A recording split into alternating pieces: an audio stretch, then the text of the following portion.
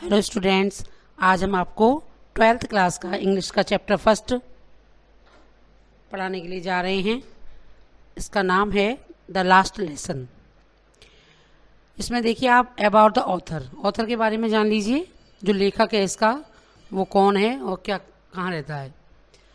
Chapter का नाम बता ही दिया था मैंने आपको, द लास्ट लेसन है।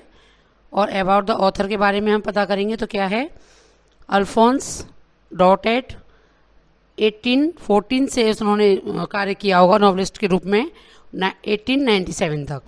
वो कौन थे? वाज ए फ्रेंच नॉवलिस्ट हैं वो, फ्रांस के एक उपन्यासकार and the short story writer, और छोटी कहानियाँ लिखने वाले शॉर्ट स्टोरी के राइटर भी हैं। The last lesson is the set in the days of the Francisco and Persian war. ये लास्ट लेसन वाली जो स्टोरी है ये उस जमाने की सेट की गई है जब फ्रांस और पर्शियन में युद्ध हो रहा था 1870 से और 1871 तक चला वो, इन विच जिसमें फ्रांस वाज डिफीटेड, फ्रांस हार गया था बाय पर्शिया, पर्शिया के द्वारा, लेड बाय द बिस्मार्क, और बिस्मार्क का उस पर शासन हो गया था। Persia then consisted what now are the nations of the Germany. Persia में कौन कौन से नेशन जुड़े हुए थे उस जमाने में, या उस समय की बात है तो उसमें जर्मनी भी शामिल था, पर्शिया में पोलैंड भी था, and the parts of Australia. ये ऑस्ट्रेलिया के कुछ पार्ट्स भी थे। इन दिस स्टोरी, इस स्टोरी में the French districts of Alsace and Lorraine have passed into the Persian hand. तो फ्रांस के कुछ डिस्ट्रिक्ट जो थे जैसे एल्सास है या लॉरेन है, ये भी पर्शियन के हाथों में जा चुके थे, यानी कि वो जगह हार चुके थे। रीड द स्टोरी को पढ़िए and find out what effect in this had on life at school. तो क्या इफेक्ट पड़ता है इन सब चीज़ों का, युद्ध का, हारने का, on the life at the school. तो स्कूल की जो जीवन है उसमें विद्यार्थियों पर या कॉमन लोगों पर क्या क्या प्रभाव पड़े उस युद्ध के हारने के कारण। तो ये सब चीज़ें आप उसमें पढ़ेंगे इस चैप्टर के अंदर। Notice these expression in the text.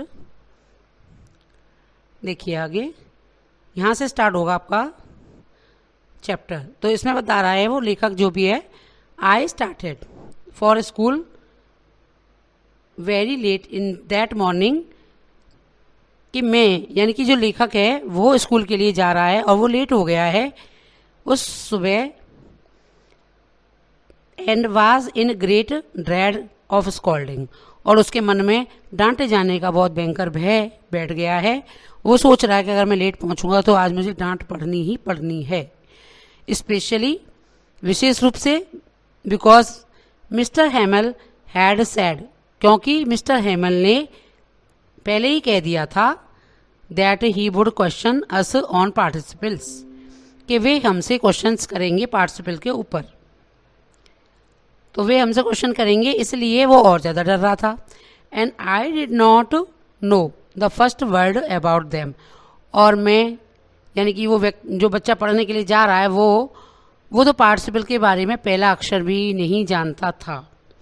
For a moment, कुछ क्षण के लिए, आई थॉट, उसने सोचा, ऑफ द रनिंग अवे, कि वो भाग जाए वहाँ से, एंड स्पेंडिंग द डे, और अपना पूरा दिन बिताए, आउट ऑफ डोर्स, घर से बाहर चला जाए। इट वॉज सो वार्म, बाहर गर्मी भी हो रही थी, सो ब्राइट, चमकीला मौसम था, सूरज निकल रहा था। The bird were chirping at the edge of the woods, जंगल के किनारे पर चिड़िया चहचहा रही थी। And in the open field back of the sawmill the Persian soldiers were drilling, और इन द ओपन फील्ड, और खुले हुए खेतों में, खुले हुए मैदानों में, वहाँ पर पर्शियन सेना के सोल्जर्स जो थे वो ड्रिलिंग का अभ्यास कर रहे थे। It was all much more tempting than the rule of the participles. तो ये चीज़ें उसको और ज़्यादा ललचा रही थी कि पार्टिसिपल के रूल पढ़ने की अपेक्षा वो इन सारी चीज़ों को देखे और आनंद ले उसका, क्योंकि छोटे बच्चे में क्यूरियोसिटी बहुत होती है, वो चीज़ों को देखना पसंद करता है, बिना वो पढ़ने का उसका मन इतना उत्सुक हो या ना हो, लेकिन कोई घटना अगर घटित हो रही है तो उसमें देखने में उन्हें बहुत ज़्यादा शौक लगता है। But I had the strength to resist and hurry off to school, लेकिन आज तो उसे जरूर जाना था और जल्दी से वो स्कूल के लिए चल देता है। When I passed the town hall, जैसे ही वह टाउन हॉल के पास पहुंचा, there was a crowd in the front of the bulletin board. तो उसने देखा कि जो बुलेटिन बोर्ड लगा रहता है उस पर समाचार लिखे जाते थे स्कूल में रोजाना, तो उस पर एक भीड़ लगी हुई थी। फॉर द लास्ट 2 years, पिछले 2 सालों से जब से युद्ध चल रहा है, all our bad news had come from there. तो जितनी भी न्यूज आई हैं उसके पास आज तक, वो सभी इस बुलेटिन बोर्ड से ही उसे प्राप्त हुई हैं और वो सारी बुरी खबर थी।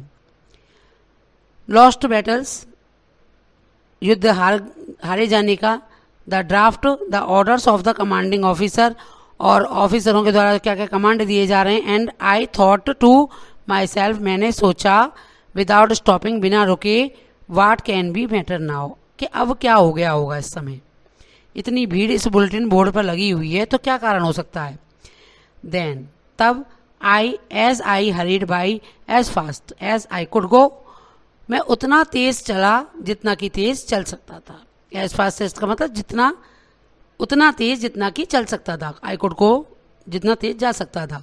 द ब्लैक स्मिथ और Wachter who was there with the apprentice reading the bulletin, वहाँ पर ब्लैक स्मिथ वगैरह भी खड़े हुए थे और वो भी सभी बुलेटिन बोर्ड को देख रहे थे।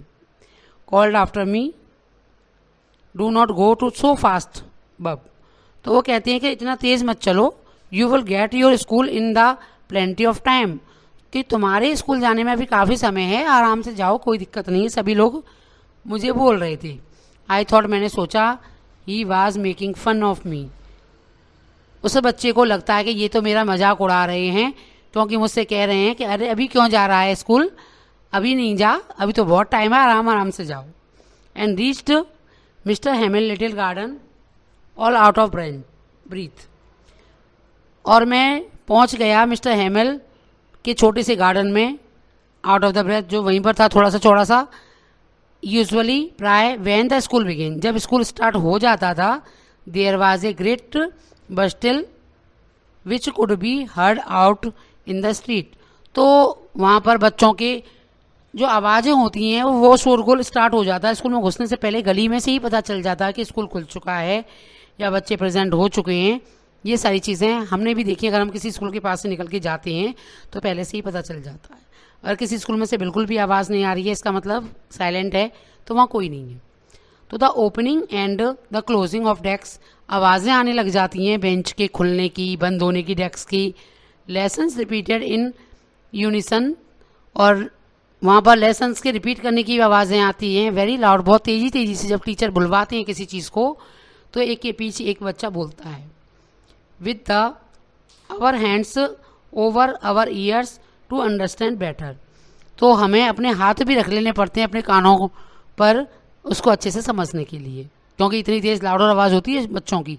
And the teacher's great ruler rapping on the table, और ये भी आवाज़ आती है कि वहाँ पर टीचर जो हैं रूलर को रैपिंग कर रहे हैं, टेबल पर बजा रहे हैं बार बार, तो ये भी आवाज़ें वहाँ आती रहती हैं। बट लेकिन now it was also still, लेकिन आज ऐसा वहाँ कुछ नहीं हो रहा है। I had counted on the commotion to get my desk without being seen, मैं गया और सीधा जा करके अपनी सीट पर बैठ गया।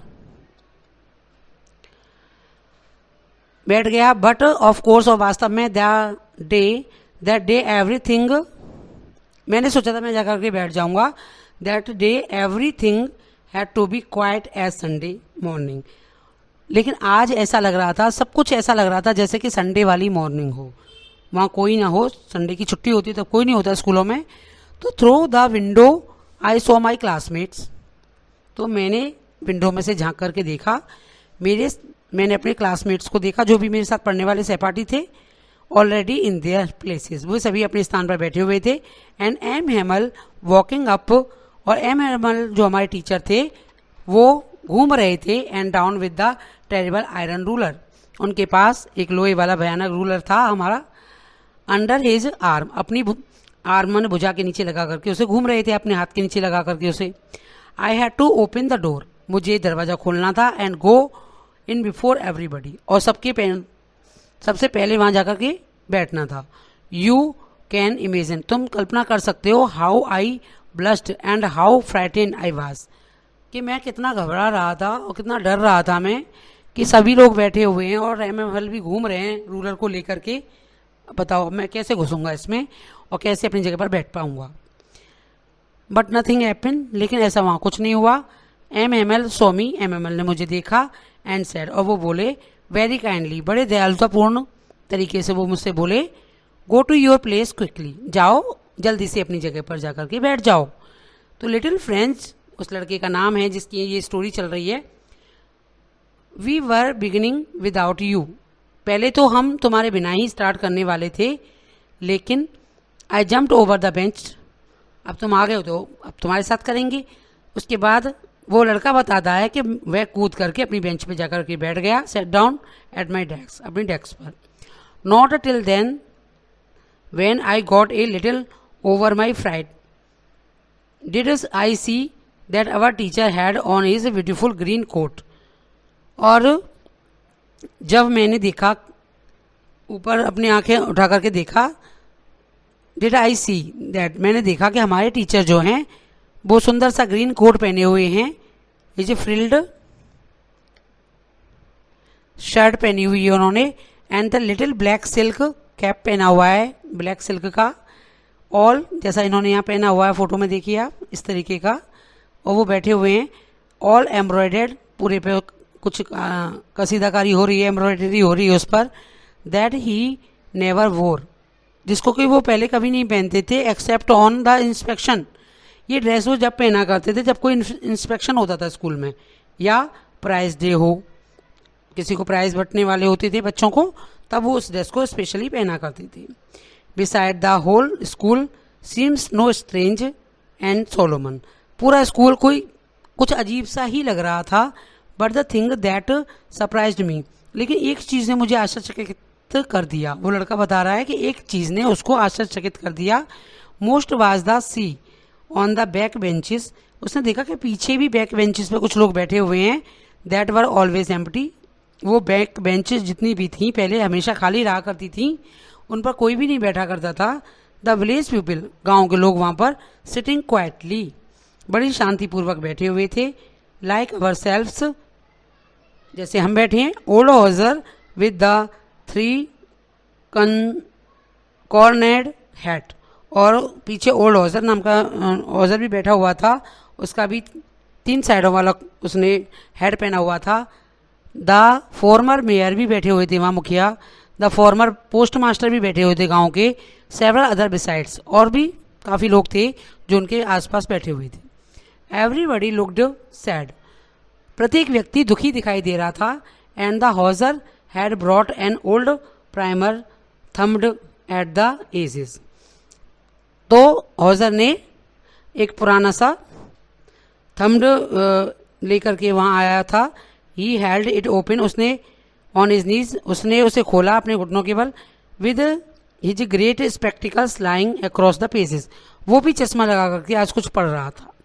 While I was wondering about it, ये चीज़ें मुझे बहुत आश्चर्यचकित कर रही थी।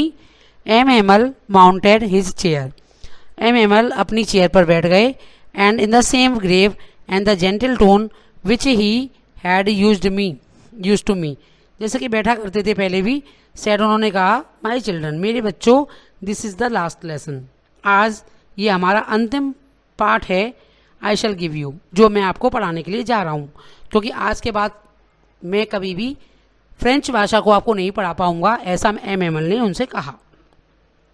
The order has come from the Berlin, Berlin की तरफ से आदेश आ चुके हैं, to teach only German in the schools अब ऑफ एलेसिस एंड लॉरेन, कि अब एलेसिस और लॉरेन के स्कूलों में केवल जर्मन भाषा ही पढ़ाई जाएगी, फ्रेंच भाषा को नहीं पढ़ाया जाएगा। तो मेरा आज आपके लिए ये अंतिम चैप्टर है जो मैं आपको पढ़ाने के लिए जा रहा हूँ। The new master come tomorrow, कल से नए टीचर यहाँ पर आ जाएंगे।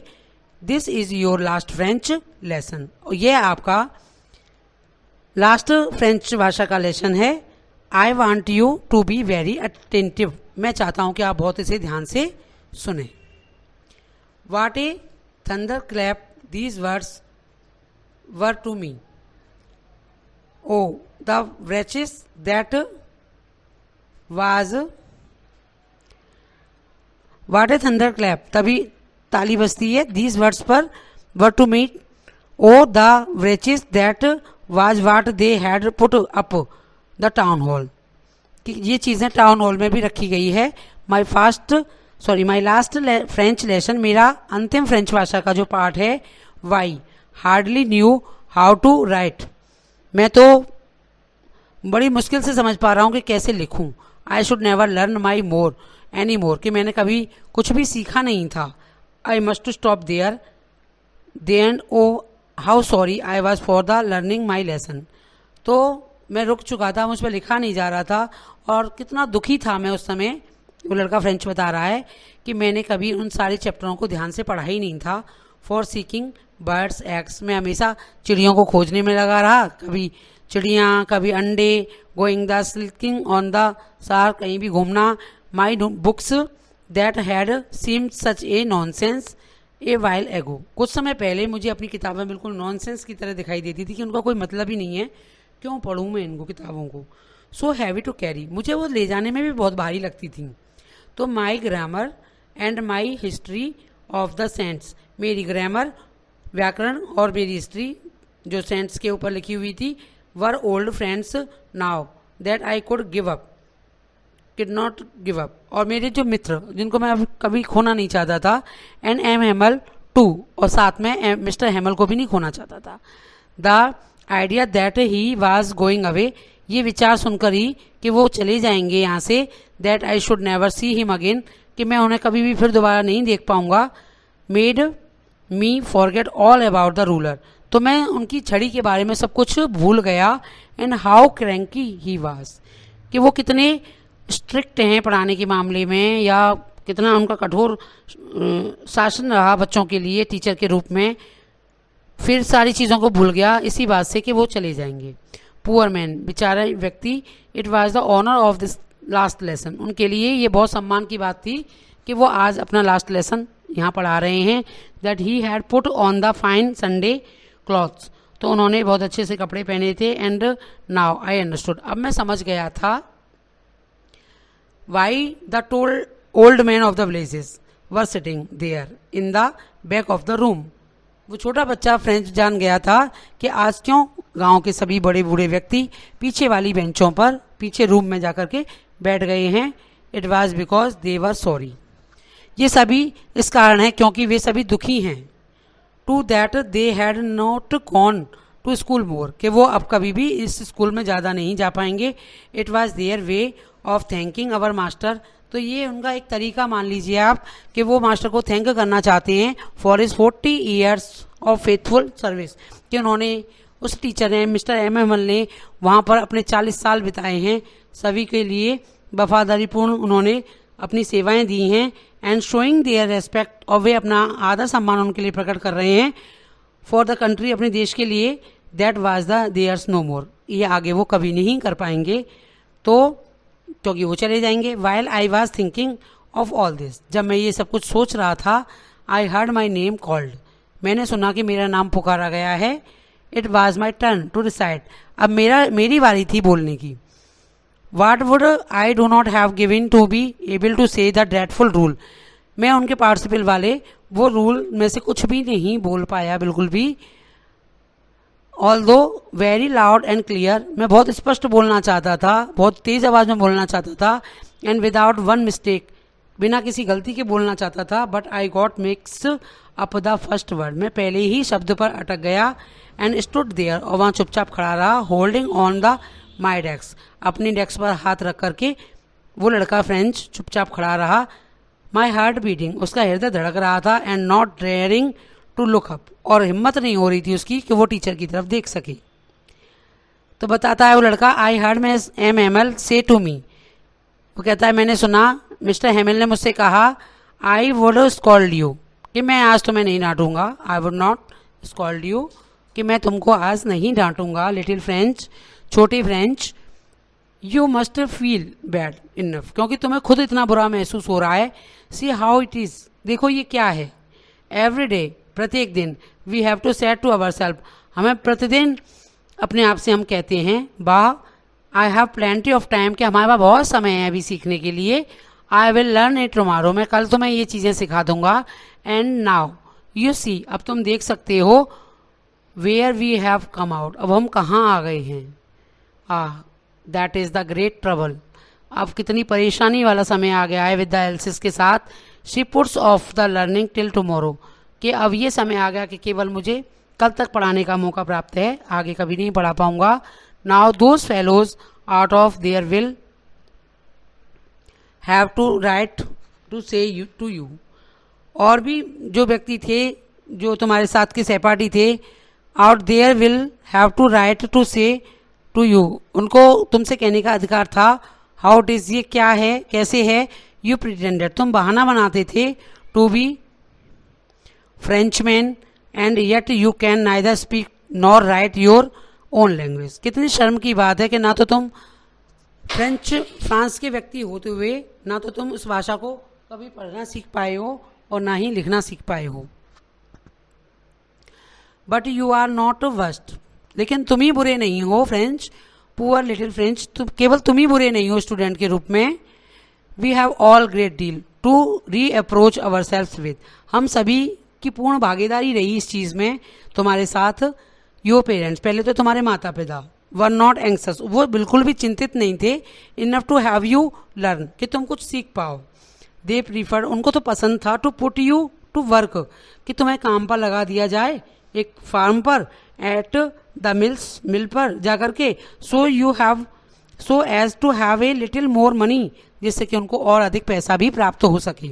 एंड आई, और मैं खुद, I have been to blame also, मैं खुद अपने आप को भी दोष दूंगा इस चीज़ के लिए कि तुम कुछ नहीं सीख पाए, क्योंकि have I not often send you to water my flowers, और क्या मैंने तुमको कभी नहीं भेजा अपनी क्यारियों में पानी देने के लिए, कि जाओ मेरे फूलों में पानी दे दो जा करके, बिन तुम्हें पढ़ाने की बजाय, instead of learning your lesson, तुम्हारे पाठ पढ़ाने की बजाय मैंने भी तुमको कई बार फूलों की क्यारी में पानी देने के लिए भेजा था। And when I wanted to go fishing, और जब कभी भी मैं मछलियाँ पकड़ने के लिए जाना चाहता था, तो did I not just give U A holiday, तो क्या मैंने तुम्हें कोई छुट्टी प्रदान नहीं कर दी।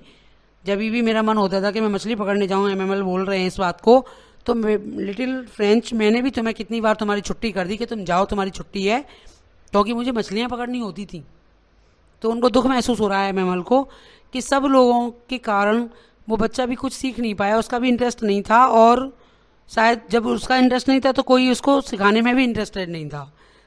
Then from one thing to another MML went on the talk to of the French language, फिर उसके बाद एक से लेकर दूसरे व्यक्ति तक MML ने सभी से फ्रेंच लैंग्वेज पर बात की, saying that it was the most beautiful, ये कहते हुए कि ये बहुत सुंदर लैंग्वेज है इन द वर्ल्ड, पूरे संसार की, द क्लियरेस्ट है बिल्कुल, द मोस्ट लॉजिकल है, that we must guard it among us, never forget it, ये हमें भी सुरक्षित करती है, हमें ये कभी नहीं भूलना चाहिए। सबसे बड़ी बात है, जो मदर टंग होती है, मातृभाषा जो होती है व्यक्ति की, उसे व्यक्ति कभी ज़िंदगी में भूल नहीं पाता है, वो उसके सबसे ज़्यादा क्लोज होती है। Because when a people are enslaved, लेकिन जब कोई व्यक्ति गुलाम हो जाता है, as long as they hold the fast their language, तो वो उन्हें, जिसके वो गुलाम हो जाते हैं, उनकी लैंग्वेज ही उन्हें माननी पड़ती है, वही सीखनी पड़ती है। It is as if they had the key of their prison, ऐसा लगता है जैसे वो भाषा उनके लिए उस जेल की चाबी है जिसमें कि वो बंद होने वाले हैं, क्योंकि अपनी लैंग्वेज है, वो व्यक्ति को जन्म से ही आती है। ठीक है, अब जब पर्शियन लोग आ जाएंगे और वो आपको अपनी भाषा सिखाएंगे, तो एक प्रकार से आप उनकी जेल में बंद हो, और पर्शियन भाषा के द्वारा, जर्मन भाषा के द्वारा वो उसकी चाबी मान लीजिए आप। Then he opened a grammar, तब उसने ग्रामर की बुक खोली, and read us our lesson, और फ्रेंच बता रहा कि हमने अपना पाठ पढ़ा। I was amazed to see how well I understood it, तो मैं, यानी कि जो फ्रेंच लड़का है वो बता रहा है कि उसको देख करके, और जब मैंने उसको पढ़ा तो इतना समझ में आ रहा था कि वो कितनी सरल थी। All he said seem to so easy, उसको इतना सरल लगी वो। उसने सोचा, I think to that I had never listen so carefully. अरे ये लैंग्वेज तो मैंने कभी भी इतने ध्यान से सुनी ही नहीं। अगर मैंने ये चैप्टर सुने होते ध्यान से तो वो कर सकता था, उसे अच्छे से फ्रेंच लैंग्वेज आ गई होती। And that he had never explain. अब वो इस दुख को कभी व्यक्त नहीं कर पा रहा है। Everything with so much patience. अब उसे धैर्य ही रखना है सबके लिए। It seems almost as if the poor man wanted to give us all the knew before going away. ऐसा लग रहा था कि वो व्यक्ति भी हमें, MML जो पर्सन है वो हमें, यानी कि फ्रेंच के जो लोग हैं उन सबको सारा कुछ बता देना चाहते हैं उस लैंग्वेज के बारे में, जितना कि वो जानते हैं, जितना भी ज्ञान उनके पास है वो सब कुछ उनको दे देना चाहते हैं एक ही दिन में। And to put it all into our heads at one stroke. उसके बाद अवर हेड्स एट वन, एक ही स्ट्रोक में हमारे दिमाग में सब कुछ घुसा देना चाहते हैं, समझा देना चाहते हैं। आफ्टर द ग्रामर, ग्रामर के बाद में we had a lesson in writing. तो हमें राइटिंग का भी एक लेसन दिया गया। दैट डे, उस दिन MML had new copies for us. MML हमारे लिए नई कॉपियाँ लेकर के आए थे। Written in a beautiful round hand. हमें उस पर राउंड हैंड में ब्यूटीफुल राइटिंग करनी थी फ्रेंच लैंग्वेज की। Alsace France, Alsace they looked like a little flags floating everywhere. ऐसा लग रहा था जैसे कि उसके बनाए हुए झंडे चारों तरफ लहरा रहे हैं इन द स्कूल रूम में। Hang from the rod at the top of our desk. ऐसा महसूस हो रहा था जैसे कि हमारी डेस्क पर हर जगह फ्रांसिस के झंडे लगे हुए हैं। You ought to have see how every one set to work. किस प्रकार से व्यक्ति अपने कामों में लगे हुए थे। And how quite it was, कितनी शांति थी उस दिन। The only sound was scratching of the pens. केवल पेन के चलने की आवाज़ आ रही थी जो पेपर पे चल रहा था। प्रत्येक व्यक्ति अपने काम में इतना मग्न होकर के कार्य को कर रहा था कि केवल पेनों की चलने की आवाज़ ही क्लास में महसूस हो रही थी। वंस सम बीटल्स फ्लू इन। तभी कुछ भौरे वहाँ क्लासरूम में घुस करके आ जाते हैं उड़ करके। But nobody paid any attention to them. लेकिन कोई भी व्यक्ति, कोई भी छात्र उन पर कोई अटेंशन नहीं देता है। Not even the littlest one. और ना ही छोटा फ्रेंच, वो भी उस पर कोई ध्यान नहीं देता है। Who work the right on the tracing their fish hooks. वो भी अपना मछली पकड़ने वाला कांटा बनाने में लगा हुआ था। एज इफ, मानो कि that was the France too. ऐसा लग रहा था जैसे कि वो भी फ्रांस का ही एक हिस्सा है। On the roof of the pigeons cooed very low. और वो महसूस कर रहा था कि जो छत पर बैठे कबूतर हैं, जो स्कूल की छत पर बैठे कबूतर हैं, वो भी धीमी आवाज़ में बोल रहे हैं। एंड आई थॉट, तो वो छोटा लड़का सोच रहा था स्वयं, will they make them sing in German. क्या इनको भी आज के बाद जर्मन भाषा में ही गाना गाना पड़ेगा। इवन द पिजन्स, बेचारे कबूतरों को भी। When ever I looked up from my writing. जब मैंने अपनी राइटिंग की तरफ देखा, I saw MML sitting motionless. मैंने देखा MML बिल्कुल शांत मोशनलेस बैठे हैं अपनी चेयर पर। And gazing first at one thing. और हर चीज़ को बड़े ही ध्यान से देख रहे हैं। देन अदर, एक चीज़ को देखते हैं फिर दूसरी चीज़ को देखते हैं। एज इफ, मानो कि he wanted to fix in his mind, कि वो हर चीज़ को अपने माइंड में फिक्स कर लेना चाहते हैं। Just how everything looked in the little school room. जो कुछ भी उस छोटे स्कूल के कमरे में चीज़ें उन्हें दिखाई दे रही हैं, सबको अपनी स्मृति में समा लेना चाहते हैं। फ्रेंडशिप फॉर द 40 ईयर्स, क्योंकि उन्होंने अपने 40 साल दिए हैं इस स्कूल में, इस सेम स्थान पर। विद इज गार्डन, अपने छोटे से गार्डन में। आउटसाइड द विंडो, जो उनकी विंडो के बाहर है। In his class, in front of him, और अपनी क्लास में जो बिल्कुल उनके सामने है। Just like that only the desk and the benches had been worn smooth. सारी सीटें जो बच्चों के बैठने से, बार बार बैठने से चिकनी हो चुकी हैं, उनको भी वो बहुत ध्यान से देख रहे थे। वॉलनट ट्रीज, अखरोट के पेड़ जो उनके बगीचे में उगाए थे, वर टॉलर, काफ़ी लंबे हो चुके थे। And the hope wine that had planted himself, और एक बेल जो उन्होंने खुद स्वयं प्लांटेड की थी, लगाई थी। ट्विंड अबाउट द विंडो, जो उनकी खिड़की से लिपट कर और छत तक जा चुकी थी। How it must have broken his heart, कितनी चीज़ें जो उनके हृदय को झकझोर रही थीं। लीव एट ऑल, ये सारी चीज़ें यहीं रह जाएंगी। लीव इट ऑल, सब चीज़ों को वो छोड़ जाएंगे। Poor man to hear his sisters moving, तभी उस व्यक्ति ने अपनी बहन को का चलने की ध्वनि सुनी। अबाउट इन द रूम, कमरे में, एबव ऊपर, पैकिंग देयर ट्रंक्स, वो अपने ट्रंक्स को पैक कर रही थी। For they must leave the country next day, क्योंकि उन्हें अगले दिन ही ये देश छोड़कर जाना था।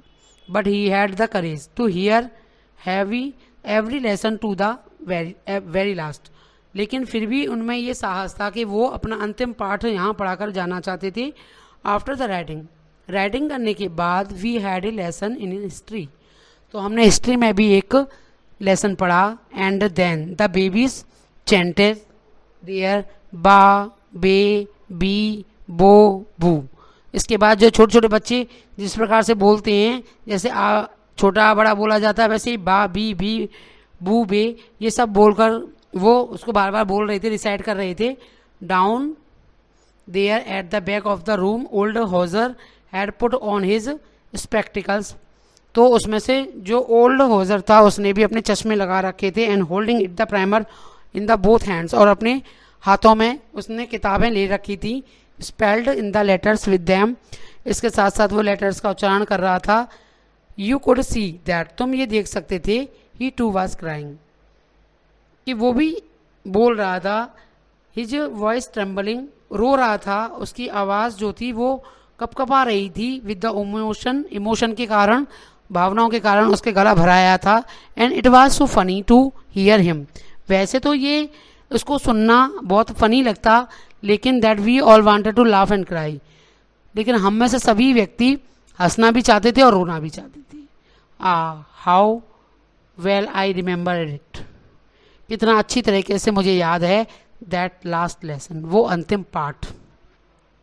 All at once the church clock struck 12, तभी चर्च की घड़ी ने 12 बजाए। Then the Angelus at the same moment the trumpets of the Persians, तभी छुट्टी हो जाती है, छुट्टी की घंटी बजती है। उसी समय पर पर्शियन लोगों की ट्रम्पेट्स की आवाज़ आती है। रिटर्निंग फ्रॉम द ड्रिल, जो कि ड्रिल का अभ्यास कर करके वहाँ से लौट रहे थे। साउंडेड अंडर आवर विंडो, वो हमारी खिड़की के नीचे आकर के उनकी आवाज़ आ रही है। Mister Hamel M Hamel stood up, तो एम एमल खड़े हो गए। वेरी पेल, उनका चेहरा पीला पड़ गया था। इन हिज चेयर, अपनी चेयर से खड़े हुए। I never saw him look to so tall, मैंने उनको इतना दूर से कभी नहीं देखा। माई फ्रेंड सैड, उन्होंने कहा। ही आई बट समथिंग चॉक्ड हिम, लेकिन उनका बोलते समय मैं करके कुछ बोलना चाहते थे, लेकिन उनका गला भराया, चौक हो गया बिल्कुल आंसुओं के कारण। He could not go on, लेकिन वो अपनी बात को जारी नहीं कर सके, बोल नहीं पा रहे थे। Then he turn to the blackboard, तो वो ब्लैक बोर्ड की ओर मुड़ गए। टुक ए पीस ऑफ चौक, और उन्होंने एक चौक का एक टुकड़ा उठा लिया। And bearing on the with all his mind, और पूरी शक्ति के साथ। He wrote as the larger as he could, उतना बड़ा बड़ा उन्होंने लिखा जितना कि वो लिख सकते थे। विवा ला फ्रांस, कि फ्रांस जिंदाबाद। Then he stop and leaned head, उसके बाद वो रुक गए। एंड उन्होंने अपना चेहरा झुका लिया अगेंस्ट द वॉल, दीवार के सहारे टिका लिया। एंड विदाउट ए वर्ड, बिना कोई शब्द बोले, ही मेड ए गेस्चर, ऐसा उन्होंने अपना गेस्चर बना लिया अपने हाथ का इशारा करते हुए। स्कूल इज डिसमिस, जैसे वो बोल रहे हों कि स्कूल बंद हो चुका है, यू मे गो, कि आप जा सकते हैं। दुख के कारण वो बोल नहीं पा रहे थे, इतना दुख उन्होंने महसूस किया, क्योंकि वो फ्रांस को छोड़कर जाने वाले थे, इसीलिए उनका चैप्टर लास्ट हो चुका था, क्योंकि उनको जाना था। Thank you students for watching this video and learn properly.